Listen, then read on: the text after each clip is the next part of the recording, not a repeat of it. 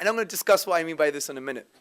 But let me first discuss, based on psychological, anthropological, and historical evidence, how the concept of the fitrah is a true concept. So we know it's the innate, inborn disposition to acknowledge Allah subhanahu wa ta'ala and to want to worship Him and to believe in His oneness. So let's talk about the sociological evidence. Professor Justin L. Barrett, in his book, Born Believers in the Science of Children's Religious Belief, he did a quite fascinating study and looked at narratives from children when they were asked questions about cause and effect and creation. And essentially children, they know that if something created the universe, it couldn't be in the universe. It has to be something metaphysical or supernatural outside of the universe in order for the universe to come into existence. And he concludes that regardless if they come from atheist or non-theist families or theist families, that they, the children, they believe in what? That there must have been a supernatural causal agency. And he says on page 35 to 36, this tendency to see function and purpose, plus an understanding that purpose and order came from minded beings, makes children likely to see natural phenomena as intentionally created. Who is the creator? Children know people are not good candidates. It must have been a God. Children are born believers of what I call natural religion. Also, brothers and sisters, other social anthropologists say that if you take any children from any background, atheist or not, and you throw them on a desert island, safely of course, they will conclude that there is supernatural causal agency. This is the natural default position of human beings. Take the psychology of religion now. In the journal Key Psychological Issues in the Study of Religion, the academic Olivera Petrovich, she concludes the following, and it's quite fascinating. She says, the possibility that some religious beliefs are universal, for example, basic belief in a non-anthropomorphic God as a creator of the natural world, seems to have a stronger empirical foundation than could be inferred from a religious text.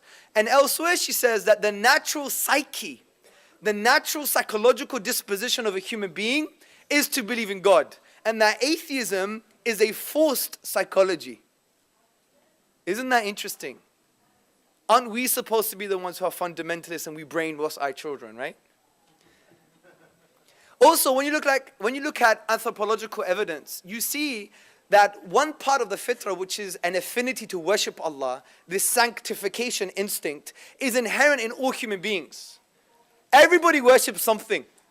Trust me. Just look at Justin Bieber and you see this, right? How many followers on Twitter?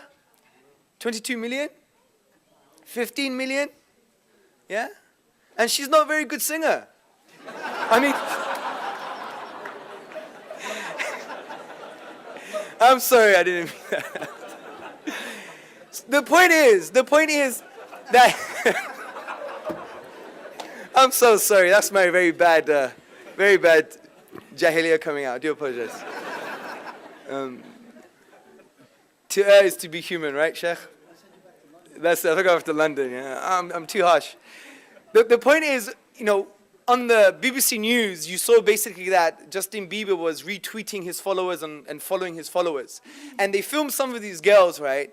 And they were like, as if they were ready to die. They just achieved the accomplishment. They were like, oh my God, he followed me. It's the best thing in the world. She was crying. I was like, oh my God, what is this, right? Now don't laugh, sisters, because sometimes, you have the same problem. Honestly, I remember a few years ago in big nasheed concerts, right? Can you sign my hijab, please? I mean, what is with that?